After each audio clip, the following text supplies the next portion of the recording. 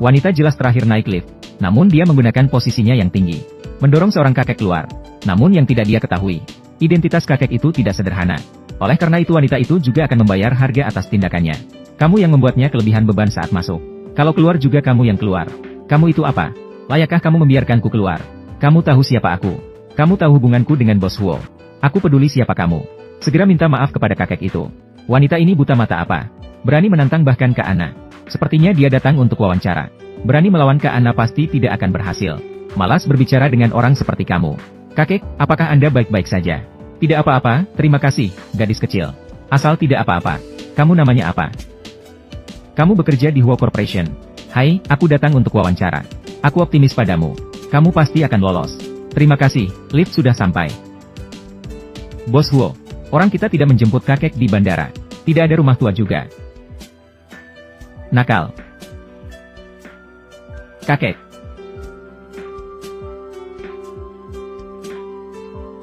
Kakek, tubuh Anda belum sembuh.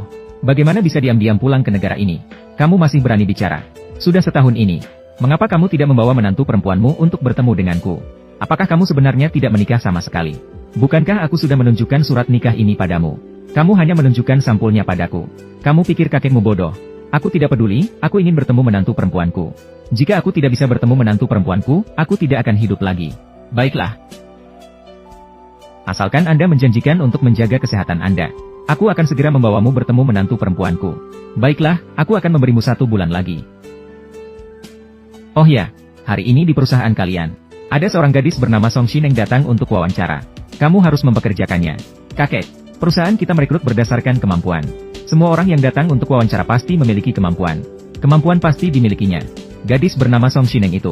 Cantik di luar, baik di dalam. Saya suka dia. Baiklah, aku akan memanggilnya masuk. Ayo pergi, kakek. Aku akan mengantarmu pulang untuk istirahat, tidak perlu. Aku akan kembali sendiri. Siapa Song Shineng? Tidak tahu apakah bisa bertemu dengan Bos Huo.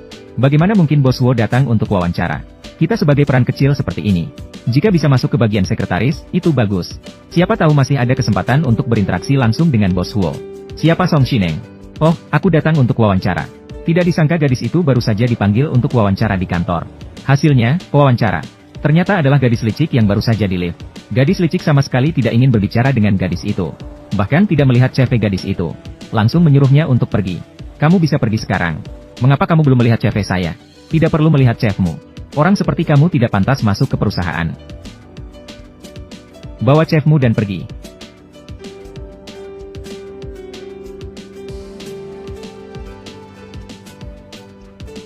Ya Tuhan, Huo Zong. Sangat tampan. Bukankah kamu marah padaku karena aku telah menyakiti perasaanmu? Jadi kamu sengaja melawan saya. Aku memang melawanmu. Ada apa? Kamulah yang menindas orang tua itu tadi. Kamu yang salah. Coba lagi. Saya akan tetap melakukannya. Perusahaan memiliki pewawancara seperti kamu. Aku belum siap. Mau atau tidak? HMPH. Secara kebetulan, gadis itu menabrak ke dalam pelukan CEO.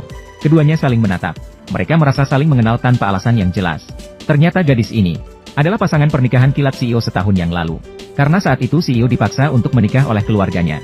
Maka dia mengatur asistennya untuk mencarikan pasangan pernikahan kilat. Dan kebetulan nenek gadis itu sakit. Biaya operasi masih kurang 8.000 yuan.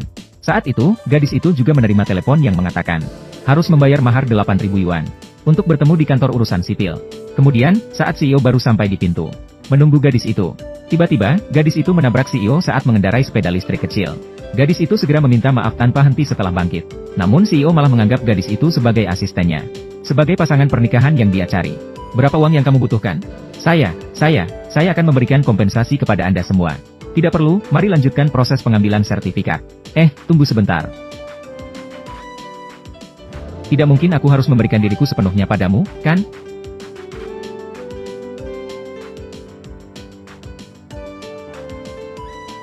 Akulah yang membawa sertifikat itu bersamamu. Jadi kamu. Baiklah, mari kita masuk sekarang.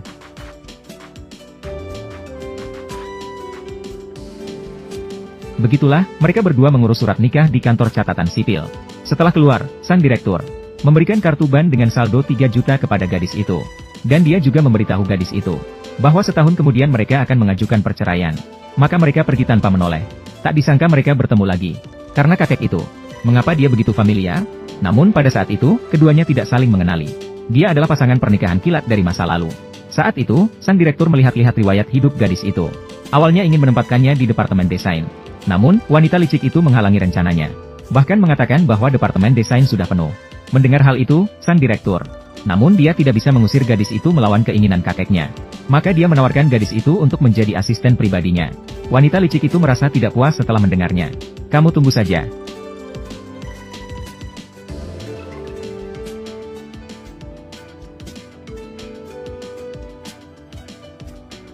Kamu adalah gadis cantik baru di perusahaan. Apa yang ada di tanganmu? Pukul aku. Kamu mengganggu aku. Aku hanya memukulmu ringan. Bukankah kamu langsung menggoda Tuan Huo begitu datang? Apa masalahnya jika aku menyentuhmu sedikit? Jangan pura-pura jadi gadis suci di sini. Tuan Huo. Jangan pergi. Mengapa kamu membiarkanku pergi? Ada apa? Dia mengganggu saya. Dia ingin menyentuh saya. Tuan Huo, saya tidak memiliki. Dia ingin memanfaatkan saya. Menggoda saya dengan sengaja. Tidak tahu orang semacam ini. Siapa yang sebenarnya merekrutnya? Tuan Huo, saya menyarankan untuk segera memecatnya, saya yang merekrutnya. Apa? Maafkan saya, Tuan Huo. Saya salah bicara. Saya minta maaf, tapi Anda harus percaya pada saya. Tadi benar-benar dia yang menggoda saya. Dia berbohong. Tuan Huo, saya sudah bekerja di perusahaan ini begitu lama. Selalu bekerja dengan tekun. Anda harus percaya pada saya. Kamu bisa pergi. Dengar tidak? Belum pergi juga. Bukan, jelas-jelas dia yang mengganggu saya. Mengapa harus memecat saya? Saya bilang itu dia. Bukan kamu. Bodoh. Hai, Bos Huo. Saya tahu saya salah, Bos Huo. Ibuku berusia 80 tahun. Dan saya memiliki anak yang belum lahir. 20.180. Kita semua akan menderita jika Anda memecat saya. Bos Huo, saya mohon padamu. Berikan saya kesempatan lagi, Bos. Bos Huo. Terima kasih, Bos Huo. 20.180. Apakah saya pernah bertemu dengannya sebelumnya? Zhang Ning, Bos Huo. Bawa sertifikat pernikahan saya. Baiklah. Oh ya, siapa nama calon pasangan yang Anda temukan untuk saya setahun yang lalu? Yo Xiaoyan. Kamu yakin, benar-benar yakin? Sepertinya saya salah ingat. Lagu bersinar. Saya akan memberikan Anda beberapa dokumen terlebih dahulu. Silakan pelajari dengan baik.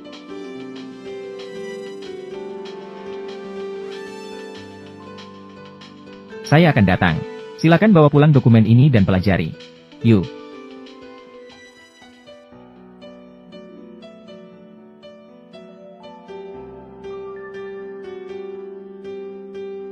Maaf, Bos Huo.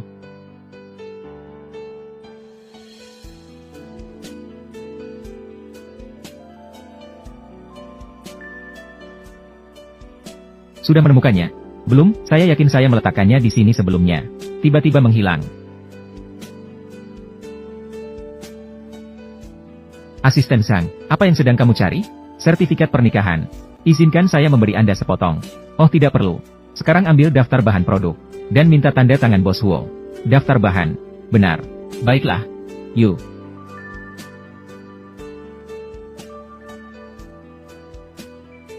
Ini baik.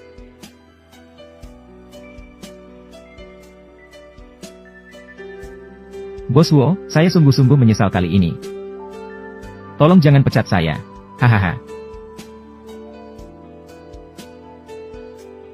Saya punya cara untuk membuatmu tetap tinggal. Direktur An. Kali ini Anda pasti harus membantu saya. Saya tidak ingin diusir dari keluarga Huo. Saya bisa bantu Anda. Tapi Anda harus membantu saya melakukan satu hal. Ada apa? Biarkan lagu bersinar. Keluar dari keluarga Huo. Biarkan puisi Song meresap. Karena dia, saya dipecat oleh Tuan Huo. Jangan khawatir, kali ini saya pasti akan mengusirnya.